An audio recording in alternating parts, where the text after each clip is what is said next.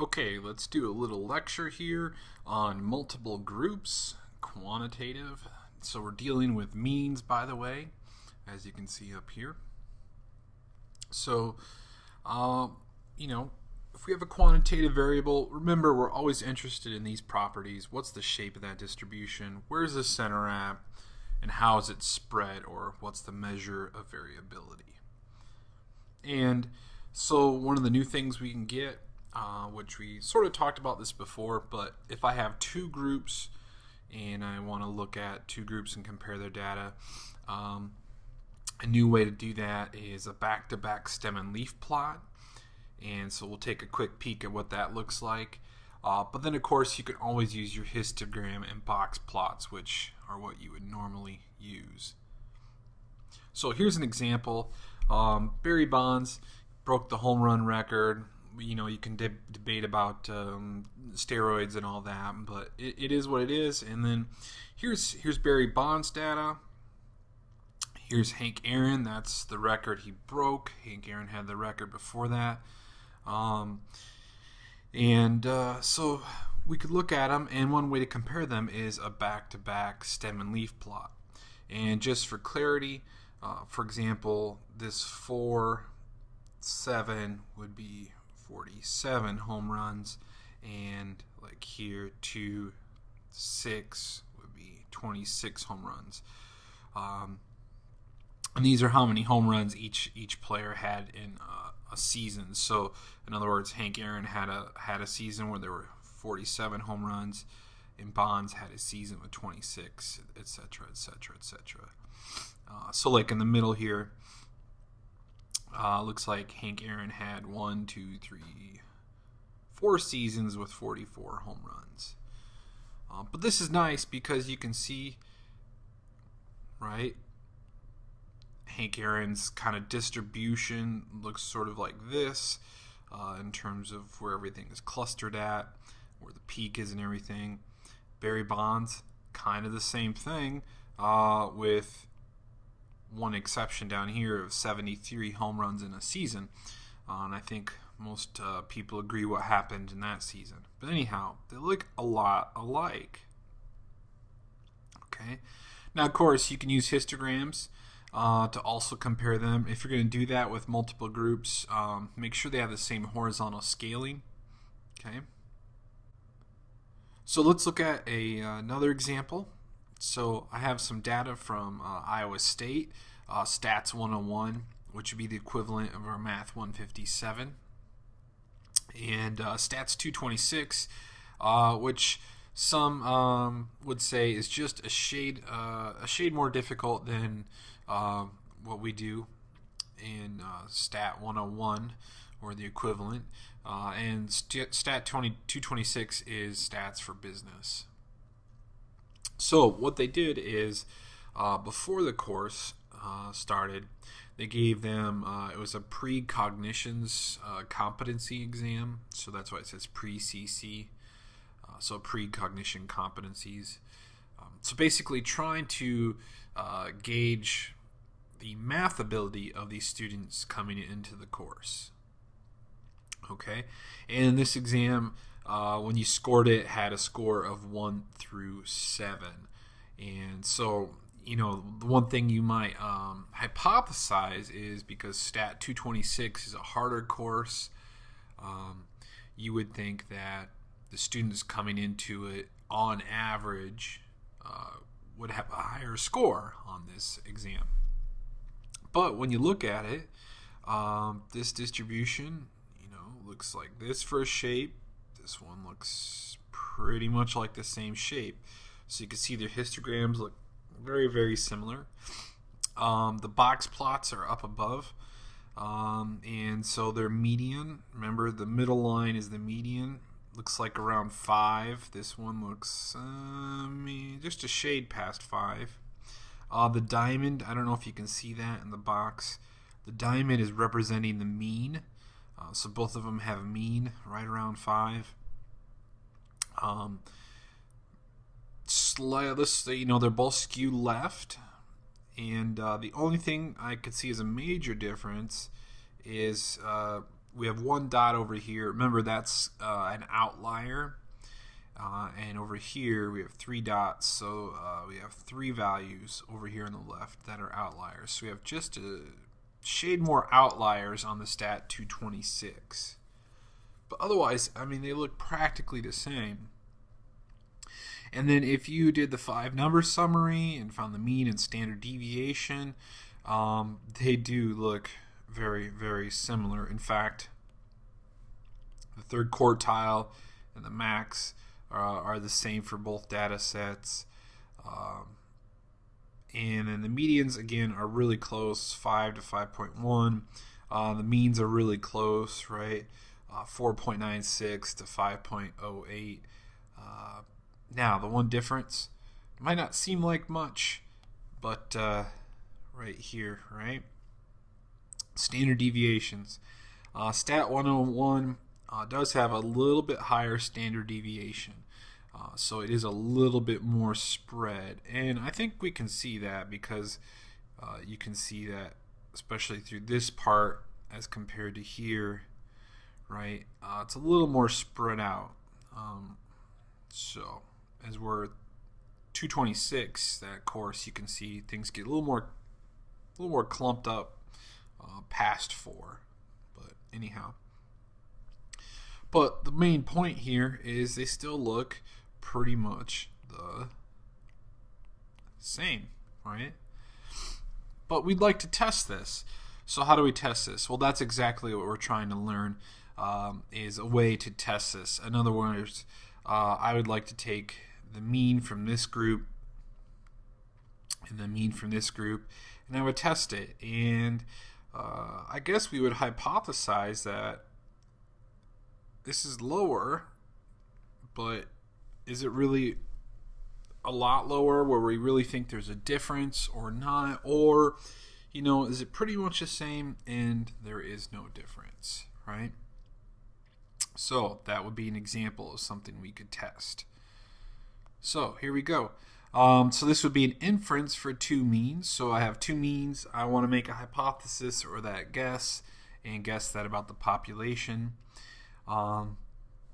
So we're going to be working with independent random samples and looking at that data and comparing it. So 2 groups, 2 independent groups collect that data. Another example might be like maybe you want to study like the number of packs adults smoke per week versus the number of packs teens smoke per week. And you could find, you could collect data on that. You could calculate an average for both. And then again, on average, are these the same or is there some difference here? So your parameters, we got 2 groups. So mu1, mu2 would be the parameters, sigma 1, sigma 2, your standard deviations, right? And of course, if we take 2 samples, those are your statistics. And so the subscript is just signifying group 1 and then group 2. All right. And then we'll compare these 2 population means. We want to look at the quantity mu1 minus mu2. And we're going to assume mu1 minus mu2 is some particular value. And we usually assume the value here of 0. Okay, signifying there is no difference. In other words, if I took mu1 minus mu2, that would be 0. In other words, they're equal or there is no difference. So that's typically what we do. Now later we'll look at actually dependent samples. Again, right now we're working with independent where you have 2 separate groups and you're comparing them separately, if you will. Later we'll look at dependent though, and that's where the groups are sort of linked, if you will, which are what the arrow or the dotted lines are for. So we'll talk about this one later on. So let's look at hypothesis testing, right? So we have kind of a tricky situation here. So if you remember when we had 1 mean, we had to discuss, hey, is sigma known or is sigma unknown? And if sigma was known, we would use the normal distribution or Z distribution. If sigma was unknown, we'd use the T distribution. Now, it's very similar here. So if sigma is known, and now we have two groups, so we're going to check for the sigma in both groups. So if it's known in both groups, great, we're going to use the Z distribution or the normal distribution. All right. Now it gets a little trickier though. If they're unknown, right? If they're unknown,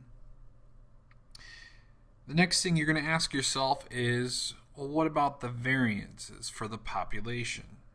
Sigma 1 and sigma 2. Now, you might not know sigma 1 and sigma 2 squared, or the variances of the population, but you might know historically over the years as this data has been collected that the variances are the same or they're not the same. So let me give you an example. Historically over time, again, the average height for males and females, both those averages have been increasing over the course of history, but the standard deviations for both of those groups have pretty much remained unchanged. And in fact, if I remember right, if we look at males, I think the standard deviation for males is something like, I want to say like 3.5 or something inches. And the standard deviation for females has been roughly, I want to say around 4.2. Those numbers are not exact, obviously, but it's something like that. And so historically, those numbers haven't really changed. And by the way, if these are the standard deviations, now you could square both of these and that would give you variance, right? But the main point here is, well, what do we know about these two? Well, historically, these two things are not equal, right? And so even though I might not know the data currently or those population values currently, I can say with confidence that, hey, I'm pretty sure these are not equal. All right. So in this case, if I had a scenario like this, then I could jump here and say, hey, I think they're not equal. And then that means they're not pooled. And so we're going to use a T distribution, and we're going to calculate our data and conduct our hypothesis test. But now it's slightly different. The formula is slightly different, whether it's pooled or not pooled. And again, the idea here, if the variances are equal, so up here, we call that pooled because the idea is, hey, if the variances are equal, both these groups have the same kind of spread, and so we can pool all the data together in one big lump sum and kind of treat it all the same as one giant data set because they have the same spread. And therefore, we calculate things a little bit differently. However, if the variances are not equal, sort of like with the heights of males and females, then we would say that's not pooled, and we have to treat that a little bit different, a little more special, and so we calculate it a different way. So the moral of the story here is when we go to calculate things, we're going to have 1, 2, or 3 here. We're going to use one of these three methods to compare two means. Just a note here, if it does not say in the problem whether the variances are equal or not, you should assume they're not equal. That's just the safest course of measure. So, all right. So hypothesis test, it's the same steps as always. The major thing is just these three steps here. We're going to adapt them for our needs here. And so again, we're comparing two means. So our means could be what? Well, mu1 could be greater than mu2, mu1 could be less than, or we'd say they're not equal. And remember, these can translate into a subtraction version, just like with proportions. So if you say mu1 is greater than mu2, well, when you subtract them, because mu1's bigger, you're going to get a positive value. In other words, when you subtract them, it should be greater than 0. And notice the signs match, greater than, greater than. And same thing here, and same thing here. So I don't really care which way you do it. They mean the same thing, but StatCrunch does go with the subtraction version here. Okay, and note all of 3 null hypotheses have an equality. So in other words, they're potentially equal, or we just think of them as equal. So in other words, if I was to subtract them, the null hypothesis always looks like this. And so really the null just says there is no difference. All right, so here's your formula sheet. And so we're dealing with these things right here from the formula sheet. So again, you're either sigma known, sigma unknown, and the variances are equal, or sigma unknown and the variances are not equal. And we're going to be doing one of those 3 things. And you can see the formulas are a little bit nasty, rather large, but that's because we're working with 2 groups, and so things are more complicated. All right, and a reminder, mu1, mu2, that comes out of the null hypothesis, and like we just mentioned, we treat that as saying, hey, they're equal. If they're equal, when you subtract them, it's 0. So in terms of the formula, if you were to do it by hand, that would always be 0 in these formulas. All right, now in terms of your work, I want to see your variables. So I'd like to see, you summarize your statistics using variables. I'd like to see the formula for the test statistic, but only with the symbols signifying to me I know I need to use this formula. And I'd like to see a distribution with everything drawn on it, but then you can use StatCrunch to calculate everything. So I'll model that here. So let's do it. So we got a credit card group here. It says the results of a random survey of 250 households from each state are shown below. The 2 samples are independent. And do the results support the claim? What was the claim?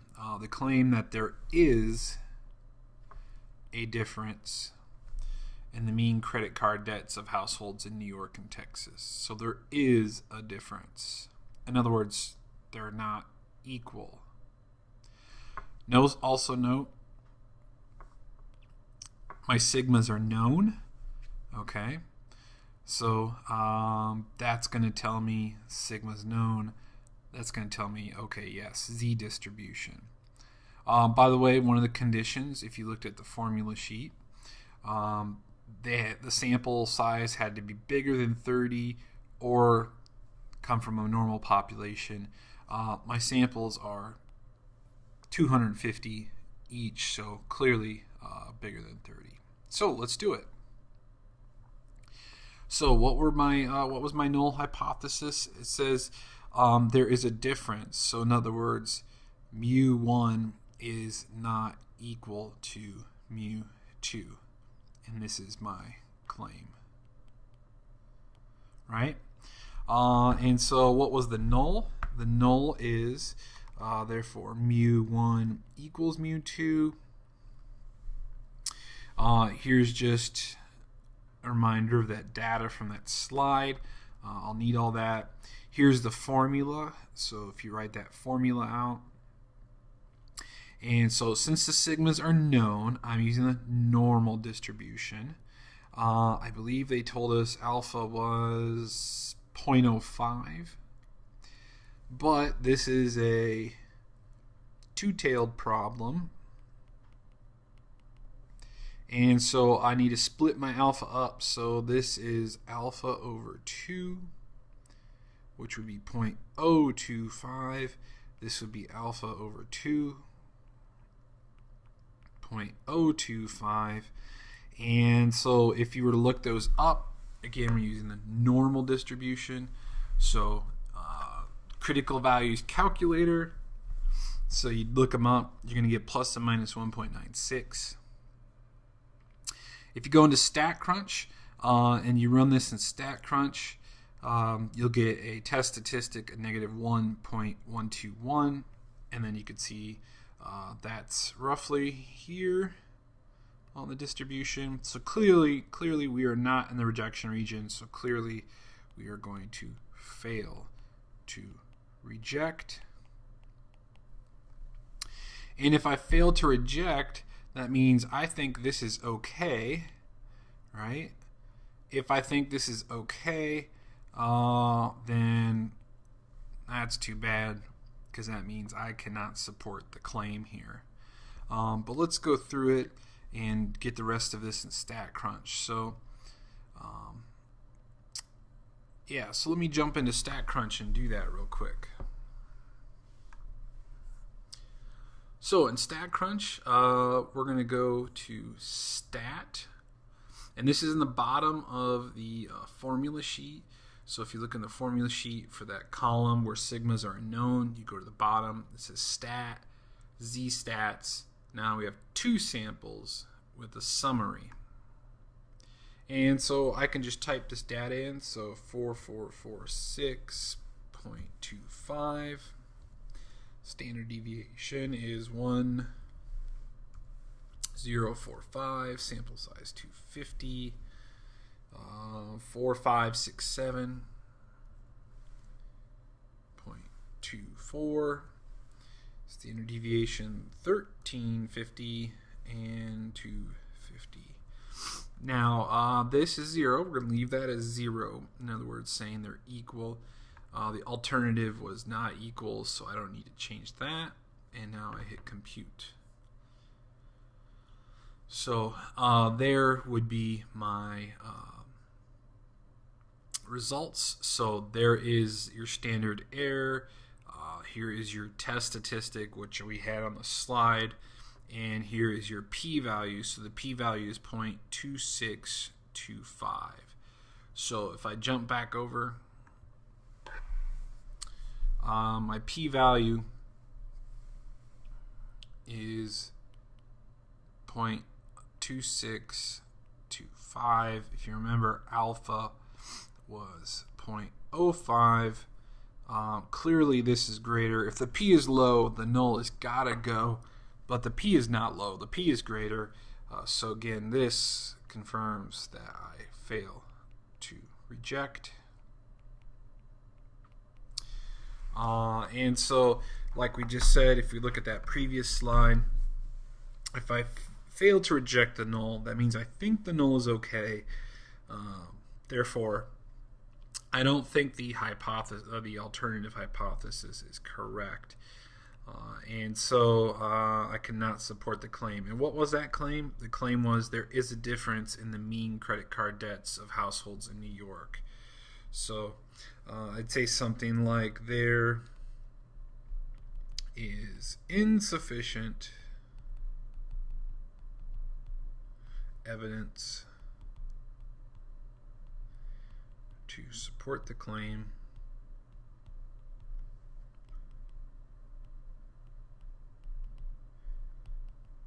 that the mean credit card debt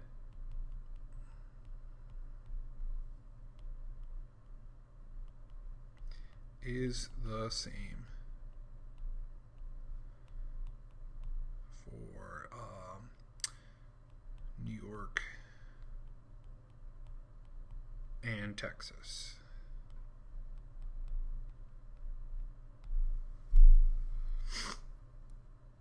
Wait, excuse me.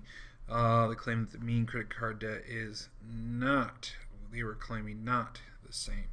So there's insufficient evidence to support the claim that the mean credit card debt is not the same. We failed to reject, so we think it actually is the same.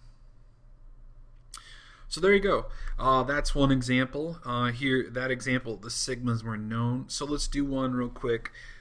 where the sigmas are unknown. And let me look here. I think I got 2 examples here. Yeah, so we'll try to do both these real quick. This is completely made up data, by the way. So I try to make up a scenario that might seem relevant or something that, oh yeah, that makes sense. But the numbers here totally made up. All right. But anyhow, the state treasurer of Iowa claims that the mean household income in Greater Polk County is greater in Polk County than in Dallas County, and I think most people would probably think, yeah, that makes sense. So we think Polk County, on average, has a greater income than Dallas County. So we in Polk County, a sample of 19 households has a mean of 49,700. So that would be an X bar, and a standard deviation of 8,800. Now, notice this is all in the same sentence. Oops. Let's try that again. Aha. This is all in the same sentence. And everything in this sentence is about the sample. So this is a sample mean and a sample standard deviation. So that is S, because it's a sample standard deviation. Similarly, the next sentence is about Dallas County, and so those are sample values as well. So at alpha equals 0.05, can you support the claim? Assume the samples are random and independent and the populations are normal. So that's going to take care of my conditions. So, all right. Hey, so we think the mean is greater in Polk County than Dallas. So right there, hey, there's not an equality. So right there, hey, that's my that would be my alternative hypothesis. All right, but let's go through everything. Are they independent? Yes. N1 or N2 greater than 30? No, they're not greater than 30. Or populations normal? Yes, they did tell us the populations are normal. Sigma 1 and sigma 2, are they known? No, we don't know them. They told us the S values, the sample standard deviations. So it's a no, so we're going to use the T distribution. So the next question is are the variances equal or not equal? And by the way, the variances are equal, the standard deviations are equal, right? And it doesn't say. It doesn't say. And remember, this is about the population values. Yes, I can see quite plainly in this problem that these two standard deviations are not equal, but those are the sample standard deviations. When we ask this question, it's about sigmas, the population standard deviations. They did not say anything about those, so if they do not say, you by default assume they are not equal. So we're going to assume they're not equal, and therefore it is not pooled. Okay. So in your formula sheet, that's going to be that would be the third column on that page with two means. All right. So if you remember, I just said a moment ago.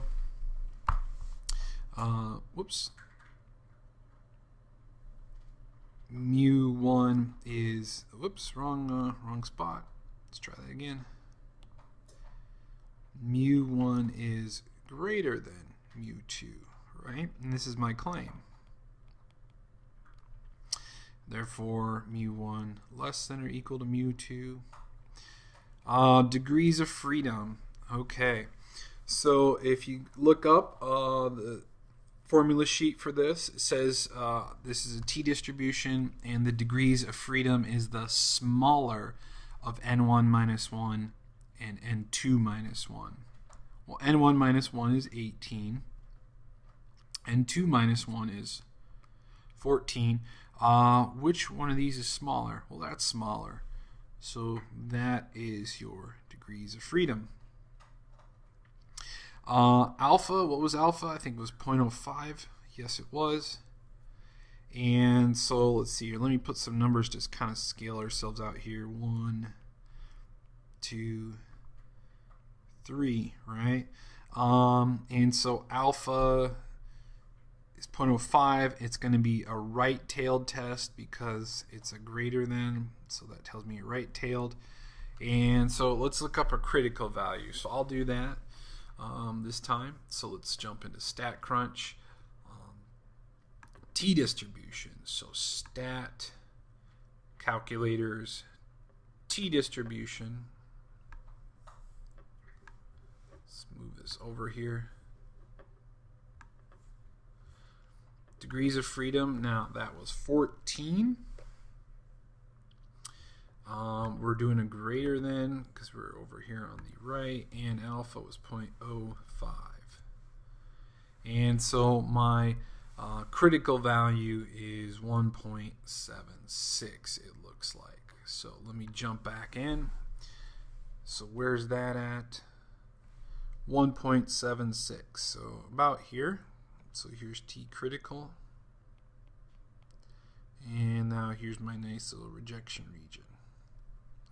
So 1.76. There's your formula. I wrote that all out. But let's jump into StatCrunch. So if I'm in StatCrunch, let me close this. Let me close this.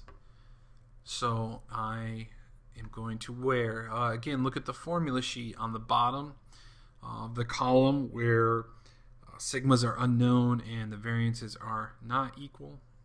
It says go to Stat, T-stats, because I'm on a T-distribution, 2 samples, and again, I have a summary. And so I can type the data in, 49700, 8800, 19 in that sample, 42800, nope, 42680, excuse me, 5100, and 15. Now, calculation options, pool variances. Well, they're pooled if the variances are equal, but remember we said they were not equal, so we will not check this box. This always remains 0 for us, but my alternative was greater. And now I'll hit compute. So there we go. I have my standard error here in case I need that. My test statistic 2.912, p-value 0.0034. So let's jump back in. So my test statistic 2.912. And so where is that at? That's over here, right? There's my test statistic. So clearly I'm over in that rejection region. But again, we don't say, hey, look at my picture. We use the p-value. So the p-value is 0.0034. Remember, alpha was 0.05. This is clearly less than. If the p is low, the null has got to go, right? So we are going to reject. And so I'm going to reject the null. Hey, if I reject the null, then I think this is correct or okay. In other words, that's where the claim is, and so I can support the claim. So there is sufficient evidence using a 0.05 level of significance to support the claim that the mean income in Polk County is greater than Dallas County. So that's what I'd be able to conclude. And again, totally made up this data. So, but you can see that's kind of how we could test this out if we actually had some data, the real data for this. So there you go. There's some blank slides for your work if you want to show some more work. All right, real fast, let's do this problem. Again, got 2 groups here, Burger Stop and Fry World. So magazine claims that the mean amount spent by a customer at Burger Stop is greater than Fry World. So I think the mean here is greater than the mean here. Okay, so right there, that's your alternative hypothesis. The results for samples of customer transactions are shown below. And at alpha equals 0.10, can you support the claim? Assume the samples are random and independent and that the populations are normal and the variances are equal. Aha! So, pooled. Because, by the way, does it say anything about your sigmas? No. So sigmas are unknown, and so that's going to put us in a t-distribution. But again, you have to ask yourself, okay, are the variances equal or not equal? And according to this, they are equal. So on your formula sheet, that would be the middle column. And so you're going to be using those formulas from that middle column. So again, they're independent, yes. Comes from a normal distribution, yes. They told us that. Sigma is known, no they are not. So we're going to use a t-distribution, but they did tell us the variances are equal. So by the way, if the variances are equal, the standard deviations are also equal. So it's pooled. Aha. So what did we say? We said we think Burger Stop on average is greater than Fry World. And so mu1 is less than or equal to mu2. Degrees of freedom, if you look it up on the formula sheet, because it's pooled, it's different. So it's n1 plus n2 minus 2. So n1 plus n2 minus 2 is your degrees of freedom. So that would be 22 plus 30 minus 2, so your degrees of freedom is 50. Okay.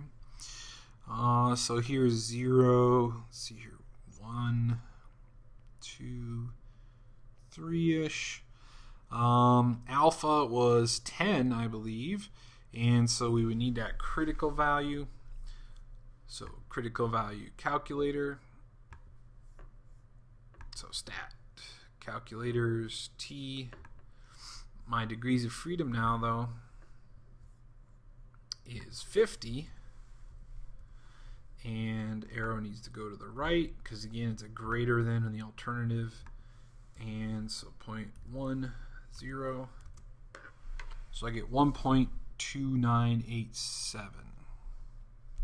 So if we jump back,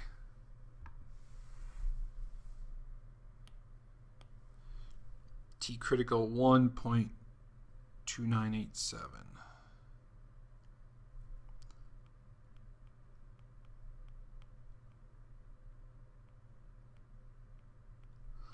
All right, and so that would be my rejection region. Again, because it's a greater than, that's why it's on the right side.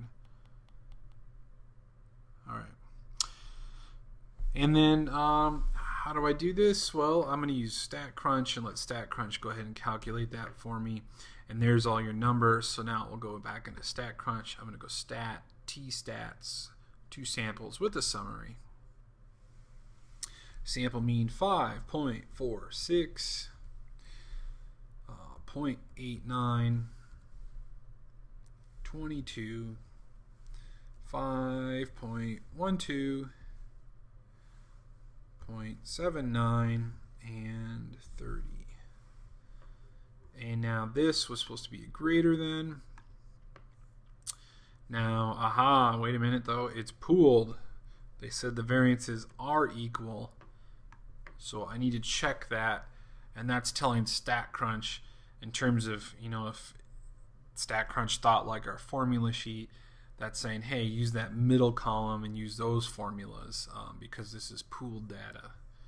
So we calculate it a little differently. And so now compute. There it is.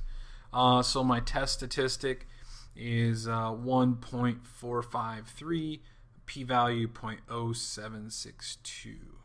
Okay, so let's see, I'm going to move this aside. So test statistic 1.453. P-value 0.0762. Alpha, what was alpha? I believe it was 10. That is less than, so we are going to reject the null. And to further confirm that, right, where's 1.453? About here, right? So just, our critical value is 1.2897. So we're just out into that rejection region. So we are going to reject the null, right? If I'm going to reject the null, that means I think the alternative is probably correct, and therefore I am supporting the claim that the mean amount of money spent by people at Burger Stop is greater than those at Fry World. So there you go. 1, 2, 3 examples, hitting up each of those things on the formula sheet with 2 means. All right, and that's it. That's basically it. The biggest thing is just making sure you get that right column out of all 3 of those columns. Okay. All right. Now, we could study all sorts of other things at DMAC. What things would you want to know? Well, just think about it. 2 groups. What would you like to know? And you could collect samples on this and test a hypothesis. So maybe GPA for girls on average is greater than the GPA for boys, or excuse me, males and females. Sorry. Etc., etc., etc. So there's all sorts of things we could do. This is often said, and we actually have easy access to the full population data, so we wouldn't even need to do a hypothesis test. But the age of people at West Campus on average is less than maybe the age of students at Ankeny campus, right? On average. So that could be something else. We could take a sample from each campus and then test that hypothesis, right? Etc., etc. So lots of things you can do with this. All right. So the next thing, I'll make a separate video for this, but the next thing we want to look at is multiple groups and differences, or dependent or paired data.